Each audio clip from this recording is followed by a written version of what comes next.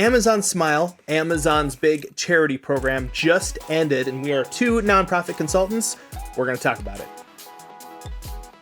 Hey, we are Ted and Lisa Snyder, nonprofit consultants. We believe a better world needs healthier nonprofits. And part of having a successful nonprofit that can move forward in healthy ways is understanding where your fundraising is coming from, where your resources are coming from, all of those different things. So Amazon Smile, or Amazon deciding to end Amazon Smile, is a huge deal for many, many, many, many nonprofits who were relying on this program to give consistent income to their nonprofits. So it's kind of a big deal. Mm-hmm. A lot of nonprofits are really upset about it. They're like, oh my gosh, I can't believe that you just pulled a rug out from under us. You've been running Amazon Smile for over a decade at this point, or close to a decade. And, basically the way that it worked was you would log into Amazon through through an affiliate link almost.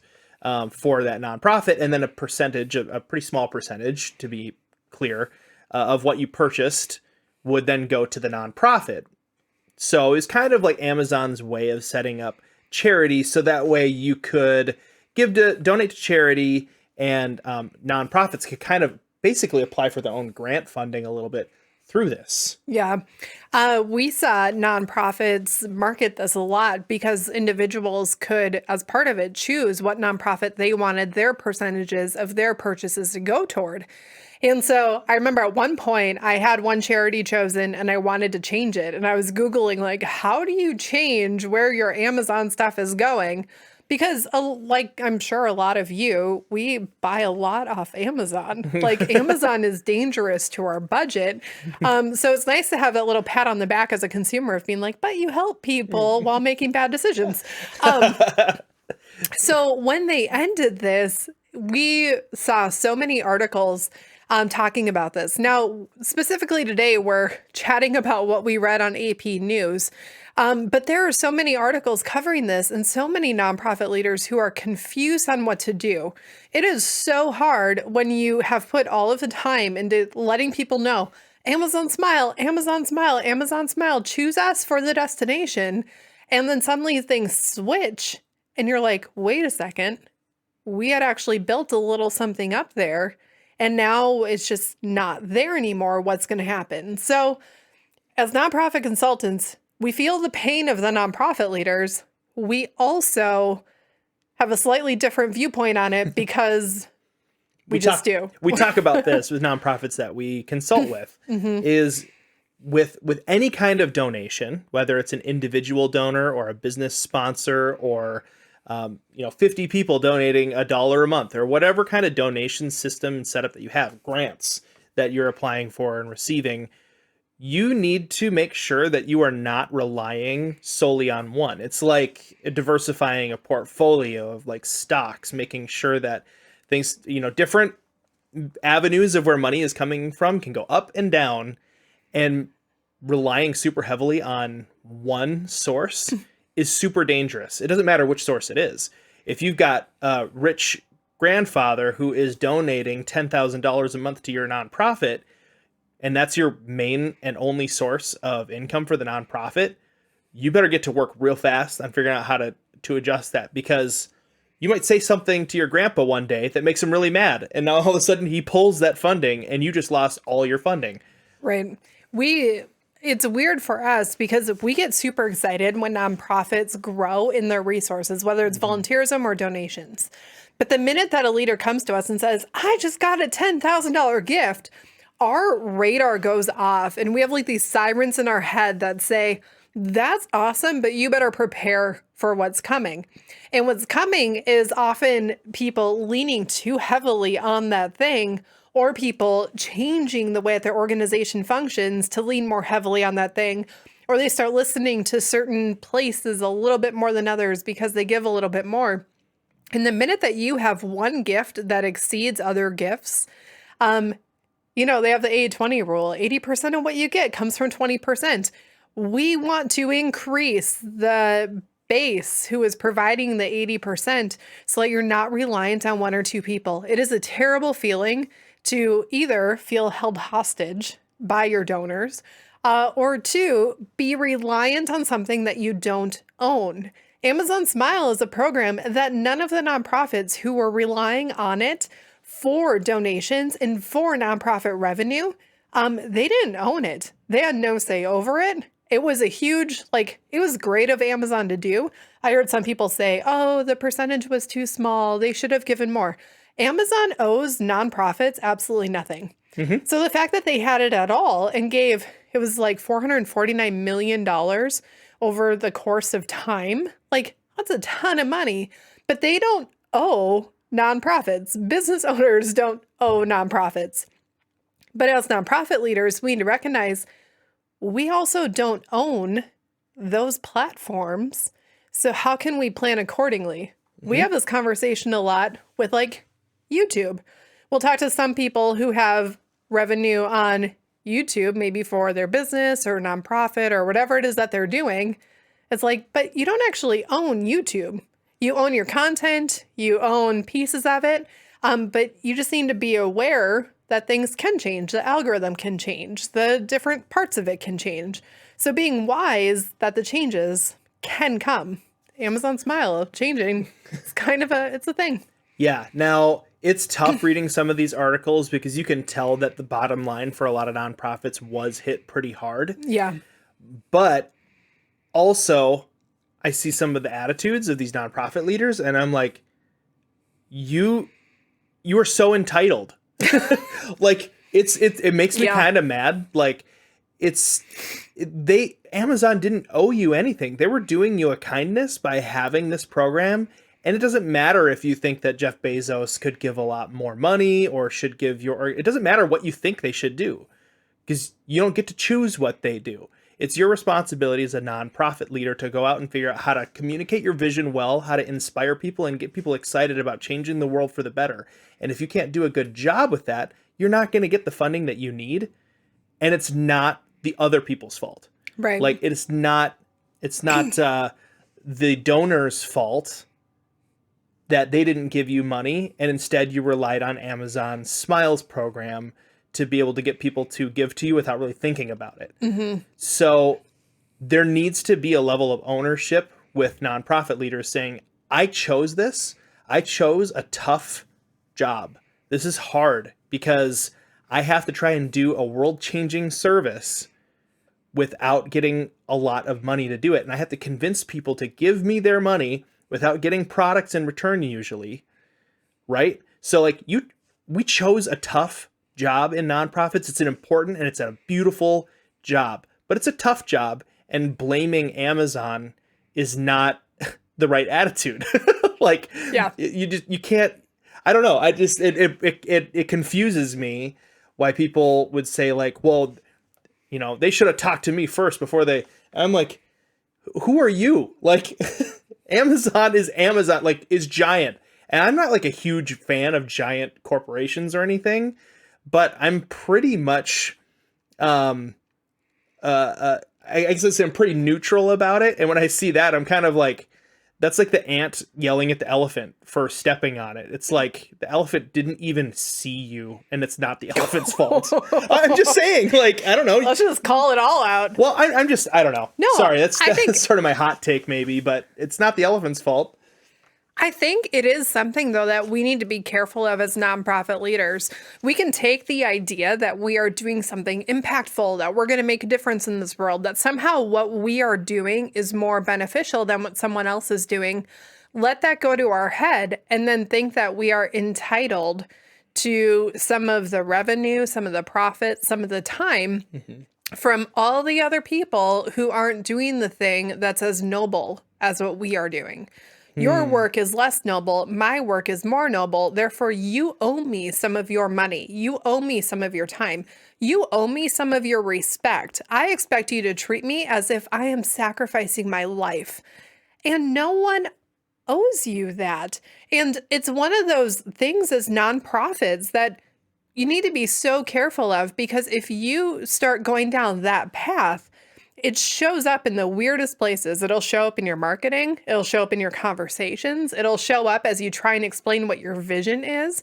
It'll show up in your stories where guilt is used instead of actual metrics and the positive side of what's happening. And all of that directly impacts resources.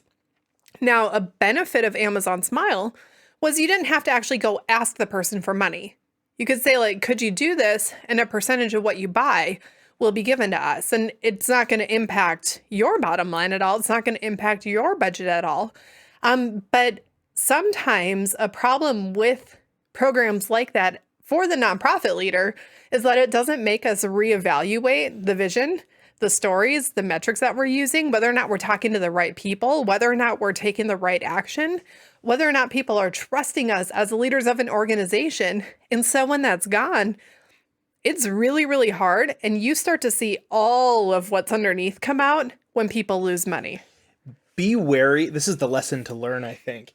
Be wary of sources that cause you to atrophy when it comes to casting vision and learning how to be a healthy organization that builds trust and builds strength. So imagine a person, they get in a car accident and they're working on trying to get their legs to work again or whatever. They atrophy, right? The muscles start to deteriorate, and it takes a lot of work to make sure that, if they're going to be able to walk again, they have to work the muscles. They have to build that back up. Amazon Smile, while it was a really cool program, I think it caused a lot of nonprofits to allow their ability to run a nonprofit well to atrophy. You didn't have to learn how to tell good stories. You could just throw a marketing thing out there and people were like, oh, sure, whatever. It doesn't cost me anything, so why not? Right? But when you have to actually convince somebody or connect with them in a way that they care about your organization, enough to give, enough to volunteer, enough to share their networks, when you have to do that, you're going to stay a strong organization. So I think it did feel like the rug got pulled out from these organizations because they allowed themselves to atrophy, and now they don't have the muscles to stand up on their own two legs anymore. And that really makes them mad. But whose fault is it? The same thing happens with volunteerism. Let's say you're connected to some sort of school or college program or something like that, where people are obligated to volunteer a certain amount of time, maybe to get experience or different things like that. You can get really used to having people come to your organization for that credit, whatever that might look like. And those programs are highly beneficial. I'm not trying to say like those programs shouldn't be in play. But we do need to recognize that the more that you lean on those, the worse you get at actually getting volunteers who aren't benefiting from it. And the worse that you get about actually caring for the volunteers and training the volunteers and doing the right leadership activity to increase volunteerism. Because if you have someone coming to volunteer and the reason that they're there is already built in, college credit, it changes how much you actually have to interact with them in those other leadership ways. You can just get to the task, manage what they're doing versus leading them as people. And it changes all the dynamics of it. And what we see happen is pretty soon all the other volunteers in the organization are being treated in a similar way because mentally the leader's like, this one volunteer, I don't have to do all the other stuff. I don't think I should have to do any of that for all of the other volunteers. Right. And it impacts everything else that's happening. And it's like rotting your organization from the inside because you had something good and you didn't realize that it was actually impacting other aspects Now of it. it's tough because as nonprofit leaders, you're always working with fewer resources than you need. And then on top of that, you're using up the resources that you do have consistently because your cause is bigger than the resources that you have. That's just the nature of nonprofits. Once the nonprofit has solved its problem, the nonprofit disappears. So in the rare case that a nonprofit's like, we did it, then they're done. They're done being a nonprofit. They don't need to be a nonprofit anymore. So any nonprofit that exists is operating at a massive deficit. And like a for-profit. Happy news by Ted. Well, I'm just saying like for what they need to do, right? No, the whole I agree. nature of it.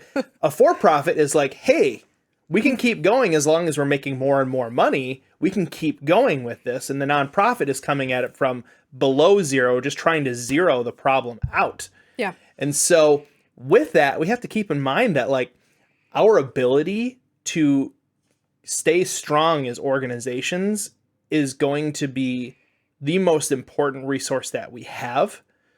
And so when you do have a consistent source of donation and you know that you can just rely on it and trust in it, be very, very careful to not rely on that and let that allow you to become complacent. When you have a consistent volunteer that shows up every week and they're there for 10 hours and they're awesome, it can start to make you go, I can finally rest and have a break. And I think it's important to recognize that and let yourself rest and have a break. But also keep in mind, they're not there forever. They might only be doing this for a week. We just on Monday, in a couple days, we're having a video talking about burnout. Great volunteers sometimes burn out. And so if you're becoming complacent because you have a consistent resource source, reevaluate that and start to think and just don't plan on having that forever. Because it's just a matter of time before it dries up. Right. Whether that's a grant that you just like, oh, we always get that grant. We always win that grant every year. That's not a guarantee. One year you might apply for that grant and there's another new nonprofit in the area that gets the attention of that grant money and now you don't have it. Yeah. And this is something that we need to be aware of, but not let it dictate our moods about the work that we're doing. Because there is something that we need to recognize, that the vast majority of people volunteering with us today will not be volunteering with us in 5 years. Mm-hmm. And if we let it, that can become very, very, very difficult to handle. Depressing. Yes, it can cause why am I even trying? It's just, we can become Eeyores in our organization, which means that the people volunteering with us won't even last 12 months now because they're like, this person is terrible to work with. And I feel bad when I come and volunteer. So we can either view it as something that's really, really, really negative and allow that to impact our mood, or we can view it as something that's really, really beautiful and beneficial. When we have volunteers, knowing that they are not going to be with us in a few years, we know that that is our opportunity to spend as much time training them as possible so that when they move on into a different organization or into starting their own organization or whatever the case may be, that they have skills and that they can look back and say, I would not have been able to do this without Ted and Lisa. We want to see that on a consistent basis. And if we do a great job with that, knowing that they eventually will move on or a source of donation funding is going to move on and focus on something else, if we do a great job of nurturing that while we have it, they're going to carry that torch of the cause that we were working with them on. They're going to carry that into the next thing. They're going to carry that amount of care and that amount of wanting to see the world change in that specific way with them. And so don't treat it as like, oh, they're not going to be around forever, so we're going to treat them like they're not going to be around forever in a negative way. Say, this stuff is probably not going to be around forever. This volunteer isn't going to be here forever. Let's treat them in a way that actually leaves a legacy of changing the world rather than use them up, burn them out, and just focus on getting the next one to use up and burn out. Yeah, absolutely. So basically, I think part of the moral of the story with Amazon Smile shutting down and stuff is just know that we want to be thankful for what we have today and not treat it as common. But we also want to make sure that we are being very hyper aware of what else we can be doing so that we can continue growing into the future. So if this is something where you're like, man, I could really use some help with this because Amazon Smile's gone. My vision isn't totally clear because I have just been marketing for Amazon and vision casting through that because it was easier than asking for money. We have a great video called 5 Tips for Vision Casting that will actually help you to narrow down what it is that you're trying to say and communicate it in a way that's effective. Because 0.5% of purchases on Amazon It's a small amount, it's a great amount at the same time. But if you can learn how to vision cast effectively for your organization to the right people, you can increase your donations much more than that, and you can get 100% of those donations to your organization. So we will see you over there.